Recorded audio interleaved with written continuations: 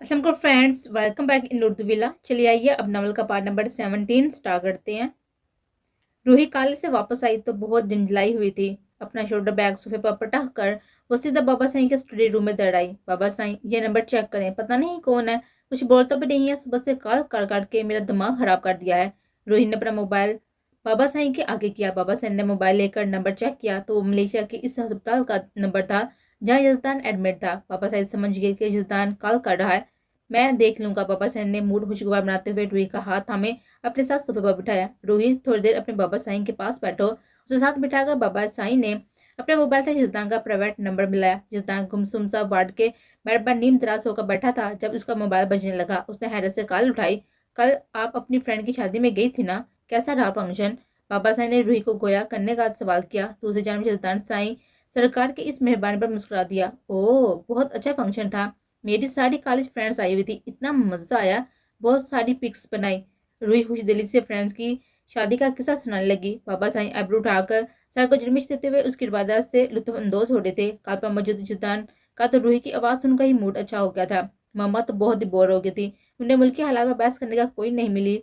हाँ हाँ हाँ, वो अपनी हम उम्र औरतों की ड्रेसिंग और मेकअप पर तबसरा करना तो पसंद नहीं है। मेरा आपके हवाले से बताते हुए रूही हंस पड़ी। बाबा साईं भी मुतबस्सम हो गए।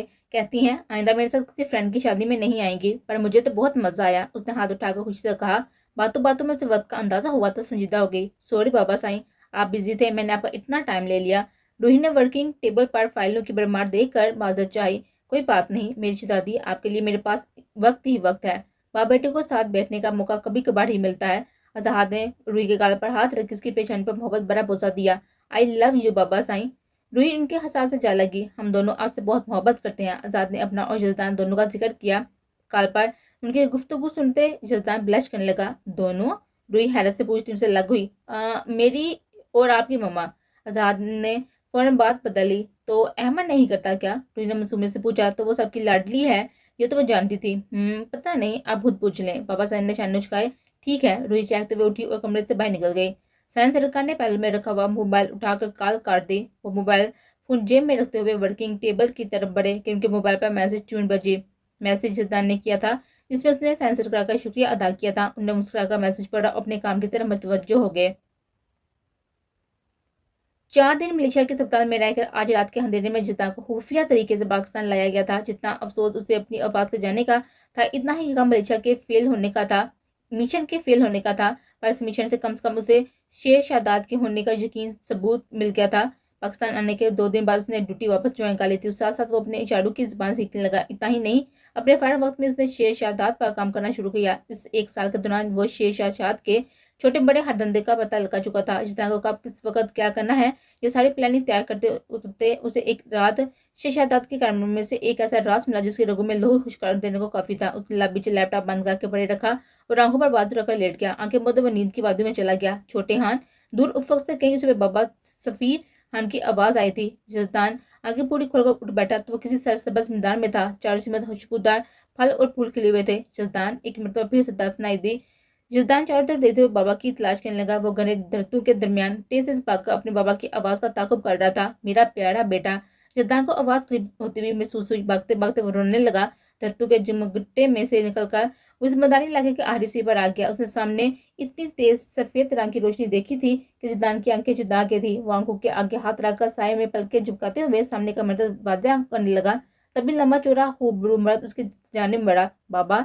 जिद्दान तेजी से सफी की जानब भागा पर सफी तक पहुंचने से कबल सफी का होलिया इस तेज रोशनी में माहौल हो गया था। जिद्दान बाबा बाबा पुकारता रहा। दाएं से बाएं बेढंग से भागने लगा। उसे एकदम उसकी आंख खुल गई। तेज सांस लेते हुए ख्वाब से निकलकर हकीकत में लौट आया। ना वहाँ कोई सब्जा था, ना कोई रोशनी और ना ही सफी। उसकी धड़कन तेज हो गई थी और गला सहरा की मानत खुश्क हो गया था। हाथ बढ़ाकर थैटर पर पड़ा पानी की बोतल उठाकर उसने मुंह से लगाकर चंद घूंट पिए। पानी पीने के दौरान एक घूंट उसके गले में अटक गया और वह खांसने लगा। उसे महसूस हुआ कि उसकी दबी दबी आवाज बहाल हो गई थी। बाबा। उसने बाबा को मुखातब किया तो उसके कानों में सुनने पर यकीन नहीं आया। 1 साल बाद वो अपनी खुद की आवाज सुन रहा था। अभी उसकी आवाज पूरी तरह से फाल नहीं हुई थी। लफ्ज अदा करते हुए हिकलाने लगा। जिसदान पसीने शरबू बेड से उठकर खिड़की के पे खड़ा हो गया। उसे शिद्दत से अपनी और बाबा की याद आने लगी। आंखों के बीके किनारे साफ करते हुए उसने नफी सर में हिलाया। नहीं बाबा बाबा, मैं नहीं रहूंगा। अब आपका कत रोएगा। उसने हिकलाते हुए तारीक आसमान को देखा। आंखों में आंसू की जगह जुनून तर रहा था। चेहरा पत्थर के जैसे साथी मेजर जसदान सफीर खान बुराई के लिए तबाही का दूसरा नाम साबित होने वाला था। जसदान अपने यूनिफॉर्म में तैयार सबसे पहले होम मिनिस्टर के ऑफिस आया। साइंस सरकार इसी वक्त ऑफिस पहुंचे थे। जसदान को देखकर खुशदिली से गले लगाया। कैसे हो छोटे हाथ? आजाद ने उसे गुस्सा लगाकर पूछा। ठीक हूँ, जसदान ने हिकलाते हुए जवाब दिया। साइंस सरकार ने एक झटके से उसे अलग करते हुए कान से थामे देखा। जसदान ने पलके चिपकाकर अपनी कुव्वत गवाही वापस आने की तस्दीक दी। अल्लाह का लाख लाख शुक्र है। साइंस सरकार ने उसे दोबारा गले लगाया। उनसे मिलकर आजम ने अपनी खुशी का इजहार करते हुए उसे आगोश में लिया। जसदान के कंधे के गिर्द बाजू मालिक आगे से अपने साथ ऑफिस में ले जाते हुए साइंस सरकार को कुछ अर्सा कबल आदत से परिहान के मतलब की गई गुफ्तगू याद आई। पर जसदान, मेरे पास परिहान के लिए एक प्रपोजल है। अपनी सीट पर बैठते हुए उन्होंने जसदान को मुखातब किया। कौन? उसने हैरत से आईब्रो उठाए। आजल। उन्होंने दूसरी सीट पर बैठे हुए आजल की जानब इशारा किया। मेरी आजल से तफसीली बात हो चुकी है। रिहान ने भी सारे एहतियात मुझे दिए हैं, बस तुम्हारी रजामंदी चाहिए। साइंस सरकार ने इजाफा किया। जसदान खोलकर मुस्कुरा दिया और सर का हम देते इस रिश्ते पर राजी हो गया। क्योंकि परिहान अमेरिका में MBBS की पढ़ाई में मसरूफ थी। जसदान की शर्त के मुताबिक रूही भी इन दोनों से अनजान थी, इसलिए आजल की फैमिली और आजाद और मेराब और जसदान की मौजूदगी में कॉल के जरिए इन दोनों का निकाह करवा दिया गया। इस रोज इंटेलिजेंस अदारे के कॉन्फ्रेंस रूम में सभी हेड ऑफिसरान पवा होम मिनिस्टर आजाद साहब मीटिंग के लिए इकट्ठे हुए थे। मेरी 1 साल की रिसर्च में दुनिया के जितने भी ममालिक में ड्रग्स स्मगलिंग हो रही है, उन सबका कनेक्शन एक नाम से ही शुरू होता है, शेर शाह। साइंस सरकार टेबल पर कोने टकाए हाथों को थोड़ी पर रखे हुए बगौर से सुन रहे थे। ये अकेला नहीं है, उसका पूरा एक जाल है और आज तक शेर शाह दांत पकड़ा नहीं गया क्योंकि उसे सियासी तामन हासिल है। मेजर जसदान एक एक के तासरा देते हुए सांस लेने रुका। पर अब हम जो भी करेंगे वो मुकम्मल तौर पर सीक्रेट होगा। इस 4 दीवार से बाहर किसी को हमारे प्लान की बनक तक नहीं पड़ेगी। जसदान की जिंदगी से साइंस सरकार परेशान हो गए। मेजर जसदान, ये बहुत सीरियस मामला है। आप ही ने कहा अब इसका पूरा जाल और सियासी दामन भी हासिल है, फिर उस तक पहुंचना नामुमकिन है। साइंस सरकार ने तशवीश का इजहार किया। किसी फौजी का उस तक पहुंचना मुश्किल है, पर उसके अपने आदमी का नहीं। इस तक पहुंचने से पहले इसके जाल को खत्म करना होगा, फिर वो शेरशाह अपने आप हमारे हाथ आ जाएगा। जसदान का एतमाद बरकरार रहा। ये बहुत रिस्की है, 1000 लोगों की जान जा सकती है। मैं इस मिशन की इजाजत नहीं दे सकता। आजाद इनकारी हो गया। ट्रस्ट मी, मैं कर सकता हूँ। आपके बेटे और बाबा की कुर्बानी जाया नहीं जाएगी। आजाद चाचू, शेरशाह का हाथमा जरूर होगा। जसदान ने उसके कंधे से थमे यकीन दहानी करवाई। आजाद के तासा बदलने लगे। उन्होंने कई सालों बाद जसदान की जुबानी अपने लिए आजाद चाचू का लकब सुना था। मुझे तुम पर पूरा यकीन है छोटे हान पर।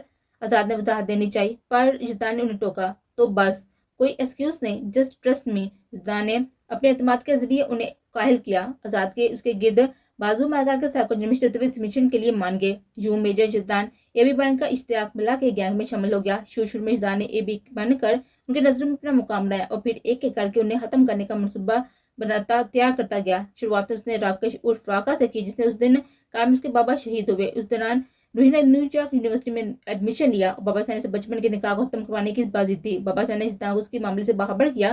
समझ नहीं आ रहा कि उसे कैसे समझाऊं। तुम अब उससे मिल लो जसदान, मुझे यकीन है तुम रूही से मिलोगे तो वह जरूर अपना इरादा बदल देगी। बस तुम उससे मिलो। साइंस का बेबसी से गोया हुए जसदान ने कहा सुनते हुए आंखें मिचली। उसके गुमान में भी नहीं था कि उसे कभी यह दिन भी देखना पड़ेगा। माँ और बाप से तो वो महरूम हो चुका था, अब मोहब्बत को खोना नहीं चाहता था। ठीक है साइंस सरकार, मैं रूही से मिलूंगा, पर अपने तरीके से। जसदान ने रूही से मिलने का फैसला किया। हो सकता है मेरे मिलने का तरीका शहजादी साईं को अच्छा न लगे, वो आपसे मेरी शिकायत करें, रो दें। इसके लिए एडवांस में मादत हुआ हूँ। जसदान के दिल को रूही के इनकार से शदीद ठेस पहुंची थी। छोटी हाँ, जितना मैं उसे प्यार करता हूँ इतना ही तुम भी रूही से मोहब्बत करते हो। अगर आंसू तुम दोगे तो खुश भी तुम करोगे। आजाद को अपने छोटे हम पर पूरा भरोसा था। आजाद की हौसला अफजाई पर जसदान तबस्सम हुआ और रूही को AB बनकर तंग करने लगा। रूही से नफरत करने लगी जब उसने मजीद तंग करना मुनासिब नहीं समझा और रूही से दूर होकर अपने असल पहचान के साथ दोबारा मिलने का फैसला किया। इसी दिन रूही किडनैप हो गई। शिपा पहुंचकर रूही को जमी हालत देखकर जसदान के ओसान हता हो गए। अपने घर में रूही को अपने सामने रखकर जसदान का उसके करीब जाने से उसे खुद से लगाने को दिल करता, पर वो अपने मिशन के चलते अपनी असल पहचान खुफिया रखने का पाबंद था। नाकाम होकर भी वह हदूद से बाहर निकलने का हवा नहीं था, इसलिए जब भी रूही की मोहब्बत पर गलबा पाने लगती तो वह जड़कर उसे खुद से दूर कर देता। क्रिसमस की रात जब जसदान और रूही घूमने निकलते उसे रूही को अपनी सच्चाई बताने का अच्छा मौका नजर आया। वो बात की शुरुआत करने मुनासिब अल्फाज ढूंढ रहा था जब उसे सामने से मियां साहब अपने किसी दोस्त के साथ इसी सीमत आते हुए नजर आए। जसदान इन हालात में रूही और उसके नाना की मुलाकात का तरफदार नहीं था, इसलिए जसदान ने रूही को दीवार के साइड किया और खुद उसके आगे खड़ा हो गया ताकि रूही अपने नाना को ना देख सके। दूसरी जानब कामिया साहब भी रूही को देख नहीं पाए थे। रूही के अगवा होने के बाद मीराम अक्सर बेचैन रहती। उसने मीराम से रहा नहीं गया और फिर को कॉल मिलाकर रूही से बात करने की ख्वाहिश जाहिर की। सॉरी मम्मी जान, पर भाईजान ने साथी से मना किया कि मैं रूही भाभी का किसी से रब्ता नहीं करवा सकती। रेहान ने बादिल नवास्ता उन्हें इनकार किया। मीरा उदास हो गई थी। मम्मी जान, मैं एक काम कर सकती हूँ, आपको इनकी पिक्स और वीडियो भेज दिया करूंगी। रेहान ने आज तक मीरा की कोई बात नहीं डाली थी, इसलिए उसने दूसरी राह ना निकाला। ठीक है मेरी बच्ची, मीरा ने खुश होते हुए हामी भरी। उस दिन रेहान रूही की वीडियो बनाकर मीरा को बेच रही थी। जब जिसदान किस पर नजर पड़ी, उसका मोबाइल लेकर चेक किया। रूही को एबी से मोहब्बत हो जाए, ये जिसदान के प्लान का हिस्सा था। पर जब रूही की एक गलती की वजह से पाशा को यूएस आना पड़ा, तब मेजर जिसदान ने खुद से बदगुमान करने का तरीका सोचा और रूही से बला बला सुनाकर चली गई। मेजर जिसदान ने बिल आहर शेरशाह से रूबरू होने का मंसूबा बनाया। वो जल्द अजल्द यह मिशन मुकम्मल करना चाहता था, लेकिन ये इतना आसान भी नहीं था। इंसान में उसकी जान भी जा सकती थी। और वित्त मिशन के आखिरी मुकाबले से पहले रूही से मिलकर सारी हकीकत बताना चाहता था, जिसके लिए उसे ज्यादा मेहनत नहीं करनी पड़ी। जसदान रूही ने इरादा बदल दिया है। वो अपने बचपन के शोर से शादी करने के लिए तैयार है। इस शाम वो घर आया था तो साइंस सरकार ने उसे कॉल करके आगाह किया। जसदान के चेहरे पर खुशी की लहर दौड़ गई थी। उसे कुदरत ने अपनी वजाहत देने का मौका दे दिया था। मैं आ रहा हूँ। जसदान ने साइंस सरकार को खुशी की नुहेज सुनाई। आगे का लहमा में सोचते हुए उसने पाशा को कॉल मिलाई। पाशा, कुछ भी करो, पर मेरे अगले ऑर्डर तक शेरशाह न्यूयॉर्क नहीं आना चाहिए। उसे हुक्म सादा करके मेजर जसदान अपने असल रूप में रूही से मिलने रवाना हो गया। जसदान अपनी दास्तान सुना कर पलटा तो रूही के रुखसार भीगे हुए थे। जसदान अपना माजी सुनाते हुए इतना मगन था कि रूही का रोना उसे महसूस ही न हुआ। शहजादी साईं, मैं मानता हूँ कि मैं गुस्से का बहुत तेज हूँ। अपने अजीज तरीन शख्स को भी बुरी तरह चाट देता हूँ, पर अगर मोहब्बत करने पर आऊँ तो इतनी मोहब्बत कर सकता हूँ कि तुम्हारा सारे दुख अपने अंदर बसा लूँ। जसदान की आवाज़ बेहद नरम थी और अंदाज जानसार। वो रूही के करीब आया। उसका चेहरा अपने हाथों में थाम कर उसके रुखसार पर लटकते हुए मोती अपने होंठों से चुन लिए। रूही ने जसदान के लम्स पर सांस रोककर आंखें बंद कर ली। मुझे 9 साल की उम्र से तुम्हारा मुहाफ़िज़ बना दिया गया था रूही। उस वक्त मुझे प्यार, मोहब्बत, शादी, इन सब का मतलब भी मालूम नहीं था। बस आज़ाद चाचू ने इतना कहा कि रूही हमेशा के लिए तुम्हारी हो जाएगी और मैंने झट से हाँ कर दी। इसलिए हमेशा मेरा दिल, मेरा दिमाग, मेरी हर सोच में सिर्फ तुम बसी हो। तुम मुझसे डरती रही, दूर जाती रही और मैं चाह कर भी बता नहीं सका कि शादी सही मैं तो आपका दान हूँ। मैं कभी आपको नुकसान पहुंचाने का सोच भी नहीं सकता। आपसे मोहब्बत करना ही तो मेरी ज़िंदगी की पहली तरजीह है। जिसदान ने लंबा सांस हाज करके बेबसी से सर झटका। रूही चेकटा उसको देती रही। क्या कोई इतना मेहरबान भी हो सकता है? क्या कोई इसे जसदान सफीर खान से भी ज्यादा चाह सकता है? और रूही के दिल दिमाग ने सिर्फ एक जवाब दिया था, नहीं। हम किसी के दिल में नहीं जान सकते कौन हमसे कितना मोहल्ली सा, ये भी नहीं जान सकते, लेकिन वक्त और रवैये जल्द ही एहसास दिला देते हैं। रूही को भी अपने चांद सिमत जसदान की मोहब्बत छाई हुई महसूस हुई। पता है जसदान, कभी कभार रिश्तों के बका के लिए राब्ते जरूरी होते हैं। सिर्फ दिल में मोहब्बत होना काफी नहीं होता। नजरअंदाज कर देने से तो अपने हाथों से लगाए दरख्त भी सूख जाते हैं। रूही खुद को कंपोज करते हुए गोया हुई। अब रूही के बोलने और जसदान के सुनने की बारी थी। मेरी जितनी भी फ्रेंड्स की एंगेजमेंट्स हुई, सब अपने मंगेतर से राब्ते में होती। उनकी बातें सुनकर, उन्हें अपने मंगेतर के साथ घूमते फिरते देखकर हमेशा मेरे दिल में सवाल था कि मेरा भी तो निकाह हुआ है, मेरा भी एक अदद मंगेतर है, पर उसे मेरा एहसास क्यों नहीं? उसने इतने सालों में मुझसे मिलना तो दूर, एक दफा मुझसे बात करना भी गवारा नहीं किया। ना चाहते हुए भी रूही गिल्ला कर बैठी। जसदान का एहसास नदामत से रंग बदल गया। जब बाबा साईं ने तुम्हें 9 साल की उम्र में, जब तुम्हें अपना नाम भी ठीक से लिखना नहीं आता था, तब मेरा साथी मुंतहिब किया, तो तुमने ये क्यों सोच लिया कि मैं तुम्हें किसी बड़े प्रोफेशन के बगैर नहीं अपनाऊंगी? रूही के आंसू थम गए थे, पर आंखों में शिकवा बाकी था। इसलिए मैंने फैसला लिया कि जब मेरे बचपन के शौक को ही मेरा एहसास नहीं है, मैं क्यों उसके नाम पर अपनी जिंदगी गुजार दूं? मादी की जादू से रूही की आंखें फिर बिगड़ने लगी। और फिर मिले भी तो कैसे? मेरे पास जितनी मोहब्बत थी वो मैंने एबी से काली। तुम्हारे लिए मेरे दिल में कोई जज्बात नहीं है मेजर जसदान। रूही ने गुस्से से कहते हुए अपना रूह फेर लिया। जसदान मुस्कुरा दिया। रूही का गुस्सा होना जायज था। उसकी कई हर बात से मुत्तफिक था। जाने अनजाने जो नाइंसाफी वो रूही के साथ कर गया था, उसका हर्जाना जसदान को इसका दिल वापस जीत कर बढ़ना था। तुम एबी से मोहब्बत करो, छोटे हान से शादी करो, या मेजर जसदान पर गुस्सा करो। कहते हुए जसदान ने रूही को खान से थाम कर उसका रूह अपनी जानब घुमाकर अपने करीब किया। रूही किसी कच्ची डोर की तरह उसके सीने से लगी। तुम्हें हर रूह पे मैं ही मिलूंगा। जसदान ने गर्दन अकड़ा कर अपना फिक्रा मुकम्मल किया। रूही ने आंसू से लबरेज पलकें उठाकर मासूम नजर से उसे पुरएतमाद और वजिया शख्स को देखा। बहुत बुरे हो तुम, बहुत बुरे, बहुत परेशान किया तुमने मुझे। रूही मुंह बनाए हुए उसके सीने पर मुक्का मारने लगी। जसदान खुलकर मुस्कुरा दिया। अगर मैं सच में तुम्हारी बातों में आकर बाबा साईं को मारने पर आ जाती तो? रूही के सवाल पर जसदान संजीदा हो गया। तो मैं तुम्हें कभी उन तक पहुंचने नहीं देता। ये बात हमेशा याद रखना रूही। अपने लिए मेरी मोहब्बत का, साइंस सरकार के लिए मेरी वफादारी से मुआवजा मत करना। मेरे लिए तुम्हारे प्यार से बढ़कर उनकी वफादारी अहम है। मेरे बाबा ने हर कदम पर उनका साथ निभाया था। कल को मुझे उनके लिए जान भी देनी पड़ी, मैं पीछे नहीं हटूंगा। वो मेरे एंजल है। जसदान के ठोस लहजे में आज़ाद के लिए उसका जुनून साफ नजर जाहिर था, इसलिए जिद्दान की बेताशा मोहब्बत का जानकर रूही को उस पर प्यार आया था। तो अपने बाबा साईं के लिए उसकी वफादारी देखकर रूही के दिल में जिद्दान के लिए इज्जत मजीद बढ़ गई थी। ये सब तब क्यों नहीं बताया जब मैंने प्रपोज किया था। एक और गिला किया गया, वो क्या है ना शहजादी साईं, जब आपने मुझे रिजेक्ट किया था तब मुझे बहुत हर्ट हुआ था। अपने एहसास को बयान करते हुए जिद्दान ने सीने पर दिल के पास थपथपाया। दिल पर लगी थी, मेल ईगो हर्ट हुआ था मेरा, इसलिए जब तुम्हें मुझसे मतलब एबी से प्यार हुआ तो फौरन से मान जाना मेरे दिल ने मंजूर नहीं किया। शैतान ने शरारती अंदाज में आईब्रो चुकाए। रूही मुंह बसोरते हुए रह गई। रूही, तुम अपने पसंद के लड़के से शादी करना चाहती थी जिसके मजाज का तुम्हें पता हो, जिसके अच्छे बुरे से तुम वाकिफ हो, जिसकी पसंद नापसंद तुम सब जानती हो। अब तो तुम मेरे हर मजाज को जान गई हो। अब अगर तुम्हें अभी इतराज है तो। शैतान ने उसके आगे कह नहीं सका। रूही बिना कहे भी उसके अल्फाज समझ गई थी। खबरदार ऐसा सोचा भी तो मैं तुमसे शादी करूंगी और जितना तंग किया है ना सूद समेत सारे बदले लूंगी। रूही ने उंगली उठाकर सती तनबी की। जो हुक्म साईं सरकार। जजदान पहली मरतबा खिलखिलाकर हंसा और रूही से हंसते हुए देखकर महसूस हुई। तो मिसेस जजदान, can I hold you closer. जजदान ने दिल फ्रेम निगाहों से रूही की आंखों में देखा। रूही ने उसकी नजरों से शर्मा का ब्लश करते हुए सर असबाब में हिलाया। जजदान ने उसके गिर्द बाजू महल करके उसे बाहों में बांध लिया था। रूही उसके कंधे पर सर रख के उसे अपने सांस से लगाए बहुत सुकून महसूस करने लगी। वही लम्स, वही खुशबू, वही सांसें। फर्क सिर्फ ये था कि अब रूही पूरे हक से इस वजूद को अपनी बाहों में महसूस कर सकती थी। वो उसका था, फिर चाहे एबी के रूप में हो या मेजर जजदान के।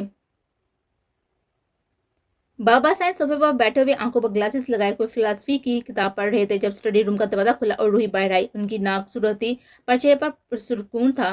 बाबा साईं को अपनी जाने में तवज्जो पाकर रूही मुस्कुराती हुई उनके पास आकर बैठी, उनके गिर्द बाजू मैल करते हुए उनके कंधे पर सर रख दिया। सॉरी बेटा। जिद्दान के साथ साथ मैं भी इन सब में मिला हुआ था। बाबा साईं को अफसोस होने लगा। नहीं बाबा साईं, आप सॉरी ना करें, बल्कि आपने अच्छा किया। अगर आप और जिद्दान ये सब ना करते तो शायद मुझे आपकी पसंद की कभी कदर ना होती। रूही की खुशगवार मुस्कान देखकर आजाद मुतमीन हो गया। उसके पेशन पर मोहब्बत बड़ा बोसा दिया। थोड़ी देर बाद जिद्दान संजीदा साथ बनाए हुए स्टडी रूम से बाहर आया। उनके रूबरू दूसरे सोफे पर बैठा। रूही उसे सामने सामने देखकर ब्लश करने लगी। जिंदगी मामूल पर लौट आई थी। दिन का आगाज खुशगवार हुआ। रूही और जिद्दान की तहलियां मिट गई थी, जिससे आजाद और मेरा को भी दिली तसल्ली मिल गई। रिश्ते चाहे खून का हो, दोस्ती का हो या प्यार का, अमूमन उनमें दरारें गलतफहमी से बनती है। दिल में बात रखने की बजाय बेहतर यही होता है कि बात करके गलतफहमी दूर की जाए। अपने और रूही के बीच गलतफहमियां दूर करके जिद्दान जरूरी काम से अपने कैंट वाले घर चला गया था। नाश्ते के बाद रूही और मेरा सोफे पर बैठी हुई थी जब गेट खुला। मम्मी जान। रेहान तेजी से मेरा को पुकारती हुई लॉन्च में दर आई। रेहान। मेराम ने उसे मजबूती से गले लगाया। रेहान की आंखें बढ़ आई थी। वो 4 साल बाद अपनी मम्मी जान से मिल रही थी।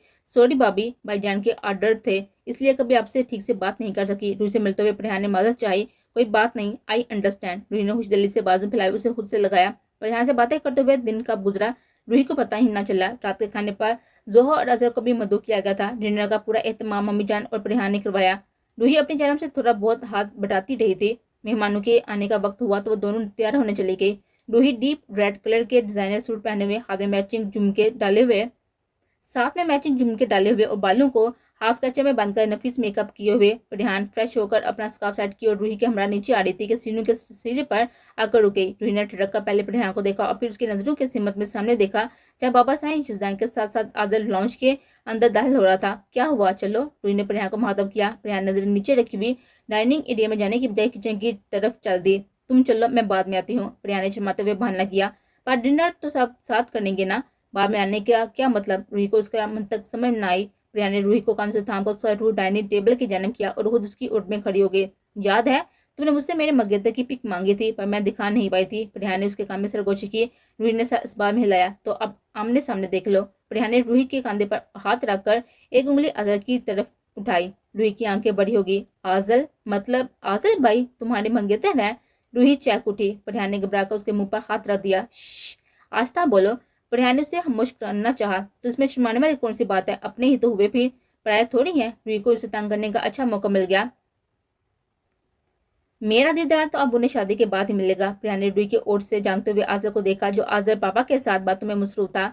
डिनर के दौरान रूही बाबा किचन की जानब देख कर मुस्कुराने लगती जहाँ रेहान खड़ी इन सब की बातें सुन रही थी। जजदान ने रूही की यह हरकत नोट की और एकदम पीछे उमड़ा। रेहान दरवाजे के पीछे गायब हो गई पर जजदान उसे देख चुका था। मुस्कुराते हुए साथ झटक का सीधा हुआ अपने प्लेट पर तवज्जो मरकूज कर दी। सबके उठकर जाने के बाद जब आजर उठने लगा तो रूही तेजी उसकी साइड वाली सीट पर आ गई जहाँ कुछ देर पहले आजर फूफा बैठे हुए थे। हाय। रूही ने चाहते हुए उसे मुखातब किया। हेलो शहजादी साईं, आदिल रूही के इस बर्ताव पर हैरान हुआ। एक बात बोलो। रूही ने मुंह के आगे हाथ रखकर सरगोशी की। अकम उसकी बातों को सुनने की सही करती हुई परिहान किचन से बाहर आई। जी बोले। आदिल ने कुछ इहलाकी से जवाब दिया। परिहान हमारे पीछे ही खड़ी है, फौरन से मत मुड़िएगा, मेरे जाने के बाद मुड़ना। रूही ने शरीर अंदाज में विंग करते हुए पलकें झुकाई और उठकर जाने लगी। परिहान की मौजूदगी का सुनकर आदिल का दिल धड़का था और रूही की तजवीज नजरअंदाज करके फौरन से पलटा। परिहान उसे मुर्तबा देखकर शॉक हो गई, पर अब वहां से जाकर वो बेमर्दी का मुजाहरा नहीं करना चाहती थी। आदिल उसे देख चुका था, इसलिए वहीं खड़ी रही। आदिल सीट से उठकर उसके करीब आया। बताया क्यों नहीं कि आप यहीं हैं? परिहान की शर्म से शुरू होते हुए रुखसार देकर आदिल ने पहल की। आपने भी तो नहीं बताया कि डिनर पर आने वाले हैं। परिहान सर झुकाए हुए अपने हाथों को देखती थी। काल्पनिक दोनों की चाहे जितनी ही बात हो पर एक दूसरे के रूबरू आकर आदिल और परिहान दोनों ही ब्लश करने लगे। बता देता तो आपसे मुलाकात कैसे हो पाती? आदिल अपना सर कदरे झुकाकर परिहान की आंखों में देखा। एक पल को दोनों की नजरें मिली। रूही सीनू के पास खड़ी इन दोनों को बात करते हुए देख रही थी। जब उसे अपने कंधे पर किसी का लम्स महसूस हुआ। शिदान उसके कंधे पर अपना बाजू टकाकर सामने का मदद देख रहा था। रूही घबरा गई, कहीं शिदान को इसका परिहान और आदिल को इस तरह मिलवाना बुरा ना लगा हो, इसलिए फीका मुस्कुराते हुए रूह होकर शिदान को देखा। शिदान तन नजर से देखा और मैं सा झटक कर वापस पलट गया।